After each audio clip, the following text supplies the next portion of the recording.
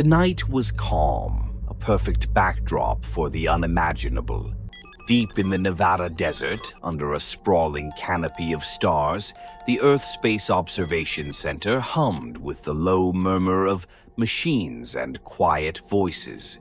Dr. Elena Morse sat alone in the control room, sipping stale coffee, her eyes fixed on a monitor displaying endless streams of data.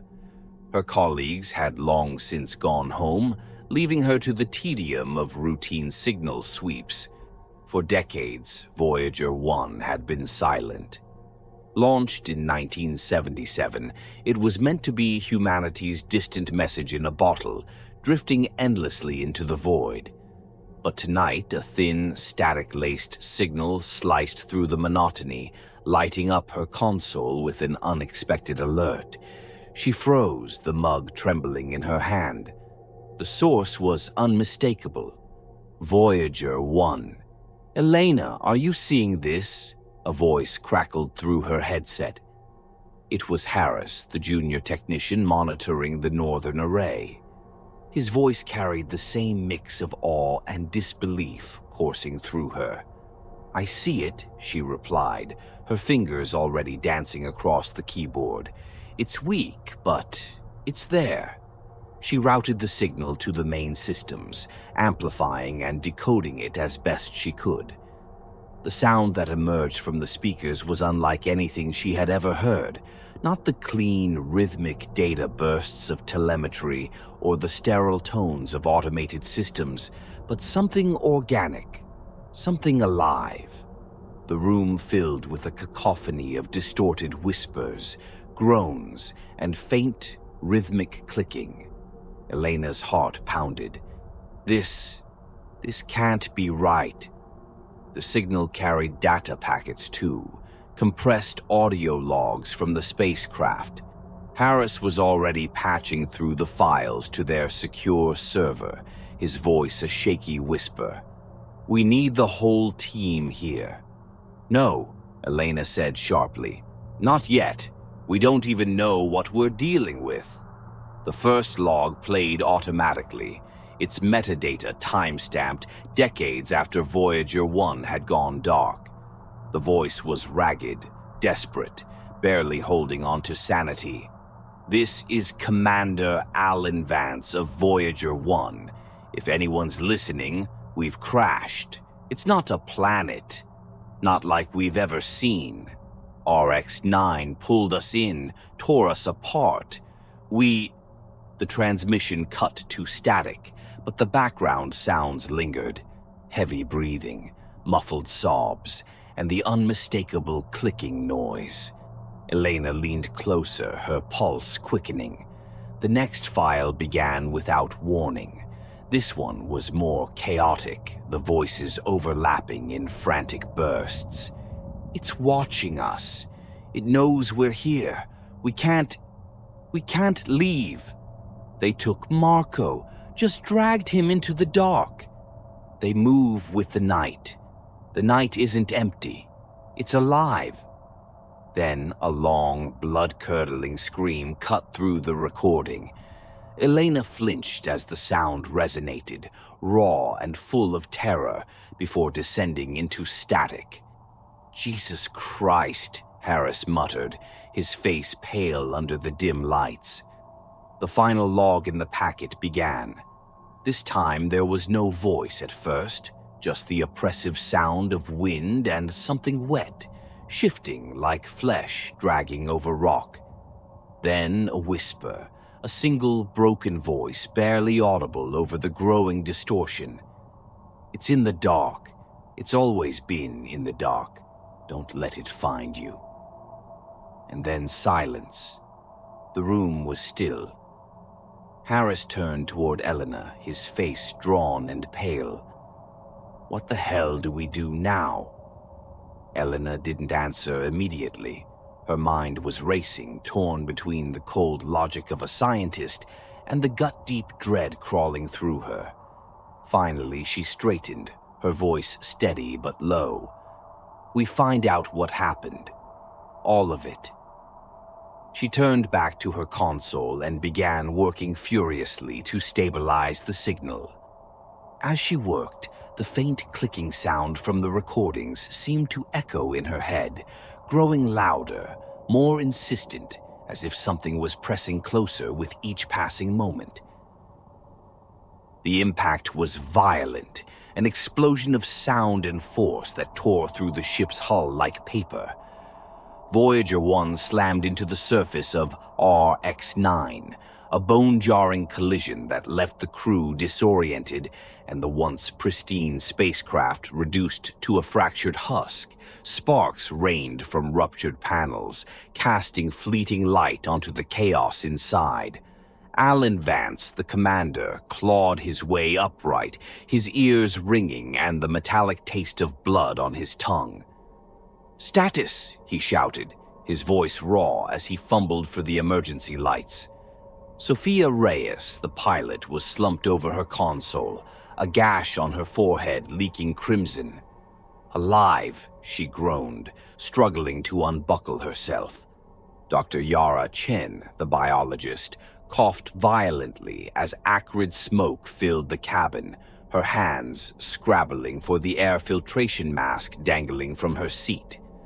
Marco Lang, the engineer, emerged from the rear, limping but alert. The emergency lights flickered to life, bathing the wreckage in a dull red glow. Outside the shattered viewport loomed a landscape unlike anything they had encountered in decades of space exploration. The ground was obsidian black, fractured into jagged shards that jutted skyward like broken glass. Towering spires twisted unnaturally, their surfaces glistening as though coated in oil. The air shimmered faintly, thick with a haze that distorted the horizon into a wavering mirage. "Where the hell are we?" Sophia whispered, wiping blood from her eyes as she peered into the alien terrain. Yara's voice was tight with panic. "This wasn't on any of our charts. It's like the planet pulled us in deliberately." "Focus," Alan barked, pulling a handheld scanner from the emergency kit. The readings were chaotic, fluctuating wildly. Radiation levels spiked and dipped unpredictably, and the atmosphere was dense with unidentifiable compounds. "Suits on. We need to assess the damage and secure shelter before nightfall." Marco hesitated. "You think this place even has a night? Look at the sky." The sky was a swirling expanse of muted red and purple, its sun a swollen orb leaking pale light. But it wasn't the sky that unsettled Alan. It was the pervasive hum that vibrated through the ground, faint but persistent, like the heartbeat of the planet itself. Outside the ship, the air was oppressive, carrying a faint metallic tang. The team moved cautiously across the uneven terrain, their boots crunching against razor-sharp shards. The ground beneath them pulsed faintly, almost imperceptibly, as though it were alive. Marco stopped to examine a cluster of strange, membranous plants growing in a shallow crevice. The translucent veils of the plant pulsed rhythmically, their veins filled with a bioluminescent liquid. "Fascinating," Yara murmured, kneeling beside him. She reached out to touch the plant, but Marco caught her wrist. "Don't," he warned, his voice tight. "Look." The membrane quivered as though sensing their presence. The veins swelled, and a viscous liquid began to drip from the plant's surface, hissing as it hit the ground. Yara recoiled, her eyes wide. "Acid." "More like digestive enzymes," Marco muttered, backing away. "It's not just a plant. It's feeding." A sudden movement in the distance drew their attention. A shadow skittered across the jagged horizon, too quick to be natural. Alan raised his scanner, but the display glitched, showing only static. "Eyes open," he ordered. "We're not alone." As they ventured further from the wreckage, the hum beneath their feet grew stronger, vibrating through their bones. Strange structures loomed ahead, organic formations that looked like cocoons fused with the landscape. They oozed a thick, black substance that pooled in the cracks of the ground. The air grew colder, and the light dimmed, as if the distant sun were retreating. Night fell without warning. The descent into darkness was not gradual, but immediate, as though someone had extinguished the sky. The team's suit lights flickered on instinctively, their beams cutting through the oppressive blackness. The hum grew louder, joined by an unsettling clicking sound that seemed to echo from every direction. "Is that an animal?" Sophia whispered, her hand trembling on her flashlight. "No," Yara replied, her voice trembling. "It's more than one." Suddenly, something lunged from the darkness. A mass of spindly limbs and glistening flesh struck Marco, its claws slicing through his suit like paper. He screamed as he was dragged toward one of the membranous plants, his struggles futile against the creature's strength. Alan fired his flare gun, the light briefly illuminating the horror. The thing was segmented like an insect, its translucent body revealing a network of pulsating organs. Its bulbous head was eyeless, but it turned toward them, its maw splitting open to release a guttural, clicking roar. Marco's screams echoed in the darkness as the creature disappeared, dragging him into the alien landscape. Alan shouted after him, but his voice was swallowed by the growing cacophony of clicks and hums. "Back to the ship, now!" he roared, grabbing Yara and Sophia by their arms. They ran, the ground beneath them trembling as though something vast and unseen stirred below. Shadows moved at the edges of their lights, circling, watching. By the time they reached the shattered remains of Voyager 1, the clicking had become a deafening symphony, and the ground itself seemed to breathe. Inside the wreckage, Alan slammed the hatch shut and collapsed against it, his chest heaving. Yara was sobbing, her hands clutching at her helmet. Sophia stared blankly at the floor, her face pale. Marco's screams had stopped. Outside, the clicking continued, relentless and hungry, as the darkness pressed in on all sides.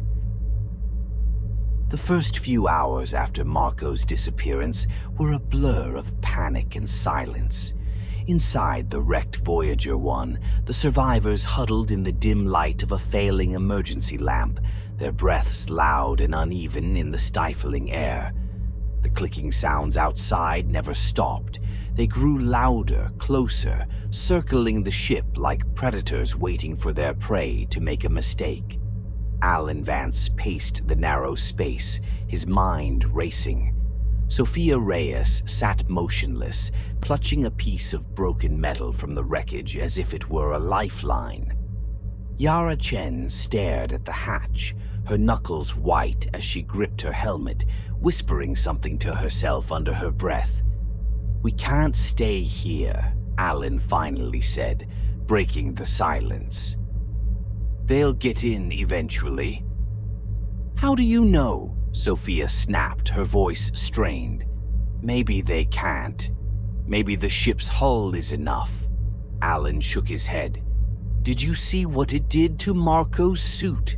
It'll tear through this metal like paper. We need to move, find higher ground, something defensible." Yara looked up, her eyes hollow.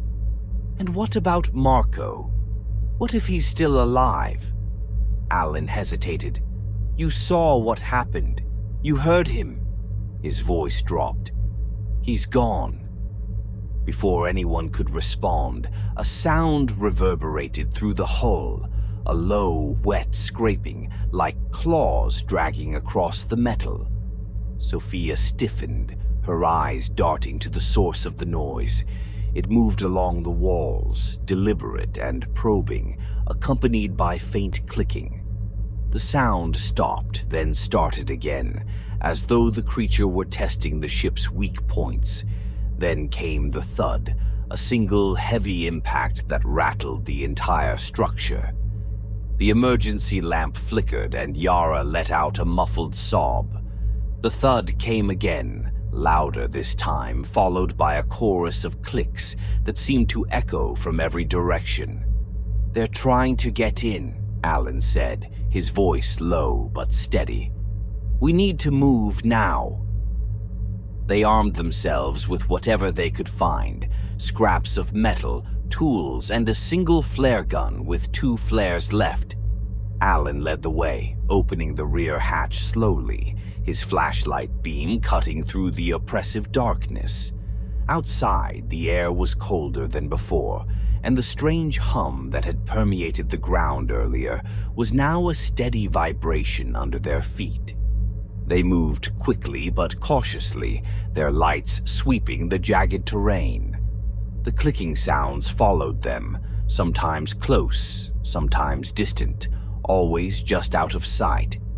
Every so often they caught glimpses of movement in the shadows, a flicker of motion, a glint of bioluminescent light reflecting off something wet and sinewy.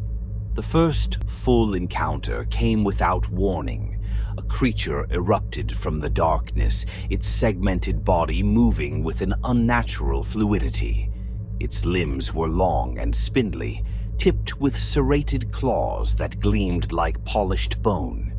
The head was the most horrifying feature, bulbous and semi-transparent, revealing a network of throbbing nerves and sacs filled with an iridescent fluid. The creature emitted a sharp, clicking roar as it lunged toward Yara, its claws slicing through the air. Alan fired the flare gun. The burst of light illuminated the landscape in a harsh, crimson glow, revealing more of the creatures lurking just beyond their flashlights. They skittered and shifted, their bodies blending seamlessly with the jagged terrain. The flare struck the attacking creature, and it shrieked, its translucent flesh bubbling and peeling. It recoiled but didn't retreat. Sophia swung her improvised weapon, a piece of jagged metal, and managed to graze the creature's side. Black, viscous fluid sprayed from the wound, hissing as it hit the ground. The creature snapped its claws at her, missing by inches before it retreated into the shadows. "They're testing us," Yara whispered, her voice trembling. "They're not just attacking, they're learning." Alan didn't respond. He was too focused on the landscape ahead. In the distance, he spotted what looked like a ridge. Higher ground, a potential refuge. "This way," he shouted, motioning for the others to follow. The climb to the ridge was brutal. The ground beneath them shifted and cracked, the hum growing louder with every step. The creatures followed, their clicking sounds now a cacophony that seemed to surround them. One leapt from the shadows, nearly pinning Sophia, but Alan struck it with a wrench, sending it sprawling. The creature writhed for a moment before splitting into 2 smaller forms, each one darting off in a different direction. "They're splitting," Yara gasped, her eyes wide with terror. "They can regenerate into multiple entities." Alan gritted his teeth. "Just keep moving." When they finally reached the ridge, they found something even more horrifying than the creatures themselves. The ridge overlooked a vast, pulsating field of membranous structures, hundreds, maybe thousands of them, spread across the landscape like a grotesque forest. Each structure throbbed in sync with the hum beneath the ground, and inside the translucent sacs, shapes moved. "They're growing," Yara said, her voice barely above a whisper. "They're incubating." Alan scanned the area, his jaw clenched. "This planet isn't just alive, it's a hive. Everything here is connected." As he spoke, the ground beneath them began to shift. The creatures had followed them to the ridge, their clicking now deafening. One by one, they emerged from the darkness, their glowing sacs and serrated limbs reflecting the faint light. They surrounded the survivors, their movements synchronized, deliberate. The realization hit Alan like a punch to the gut. These creatures weren't just hunting them, they were driving them toward something, toward the sacks, toward the hive. And the hive was waiting. The ridge crumbled beneath their feet as the creatures closed in. Alan, Yara, and Sophia pressed their backs to the jagged wall, their flashlights flickering against the encroaching horde. The creatures moved as one, their segmented bodies undulating in unnatural harmony, their bioluminescent sacs pulsing in rhythm with the relentless hum that now vibrated through every molecule of the air. The night itself felt alive, suffocating, a predator in its own right. Alan gripped the flare gun, his knuckles white. One flare left. It wasn't enough, but it was all they had. Yara clutched a sharpened shard of metal in trembling hands, while Sophia crouched low, her breathing rapid and shallow, holding a fractured piece of pipe that she'd fashioned into a crude spear. "We can't outrun them," Yara whispered, her voice trembling. "They're hurting us. They want us alive." "Not alive," Alan said through gritted teeth. "Trapped. They're dragging us back to that hive." Sophia looked over her shoulder at the forest of membranous sacs below, the pulsating shapes inside writhing with grotesque anticipation. "I'd rather die here." The creatures paused, their clicking roar falling silent. The hum beneath the ground deepened, a resonance so low it was felt more than heard. They were waiting, watching. Alan realized with a cold clarity that they weren't mindless beasts. They were calculating, patient. Every move had a purpose. Alan scanned the area, his mind racing. The ridge was high, but not insurmountable. If they could force the creatures into a single direction, perhaps there was a chance. Slim, but better than none. "Sophia," he said sharply, his voice cutting through the oppressive silence. "That pipe. Can you puncture one of those sacs from up here?" Sophia followed his gaze to a large membranous structure just below the ridge, its glowing veins pulsing more brightly than the others. "If I can get close enough," she said. "But why?" "Chain reaction," Yara whispered, understanding dawning in her wide eyes. "They're connected. If one bursts, it might take the rest with it," Alan finished, "or at least buy us time." "It's suicide," Sophia said, her voice shaking. Alan met her gaze, his expression grim. "We're already dead if we stay." Sophia nodded, swallowing hard, and crawled toward the edge of the ridge. The creatures shifted, their eyeless heads swiveling toward her, as if sensing her intent. A ripple of movement passed through the horde, their bodies clicking and grinding together in a wave of anticipation. "Cover her!" Alan shouted, firing the flare into the air.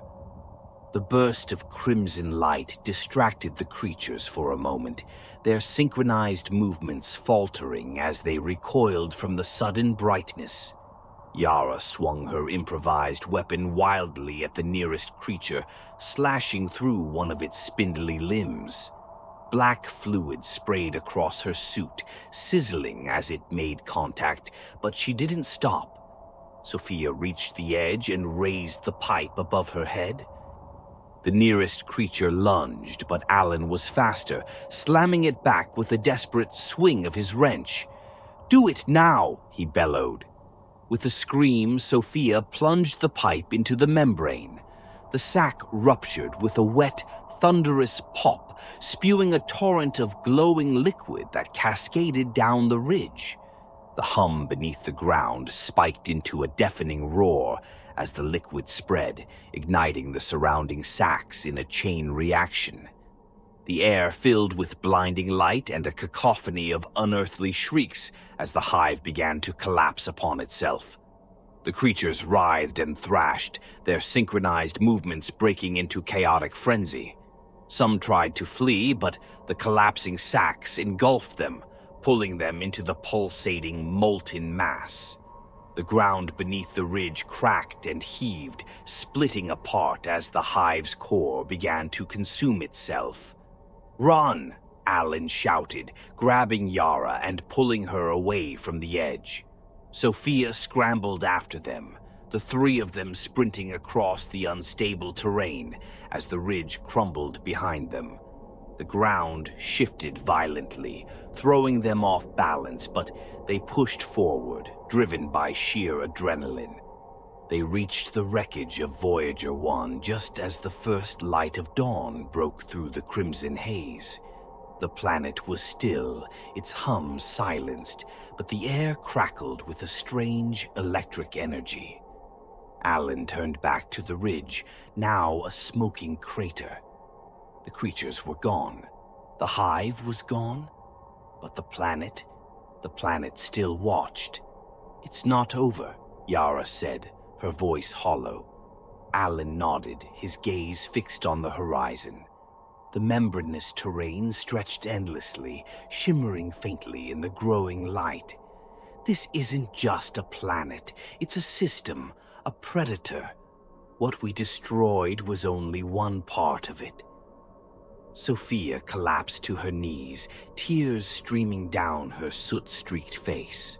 "We won't survive another night." Alan placed a hand on her shoulder. "We're not staying another night." The escape pod, a small, fragile lifeboat, was still operational. Alan and Marco had worked tirelessly to repair it before Marco's death. Now it was their only chance. Together they stumbled toward the pod, their movements slow and labored. Every step felt heavier, as though the planet were trying to pull them back. Inside the pod, Alan activated the launch sequence, his fingers shaking. The hum returned, faint but growing, as if the planet sensed their escape. The ground quaked, and distant clicking echoed once more. "Hold on!" Alan shouted as the pod's engines roared to life. It lifted off, the force pinning them to their seats. Through the viewport, the landscape of RX-9 shrank beneath them, the hive's remnants glowing faintly in the distance. But as they broke through the planet's atmosphere, a chilling sight awaited them.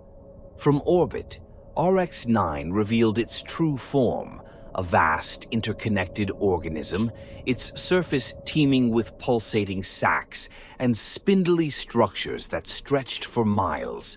The planet wasn't a world, it was a being, and it was reaching.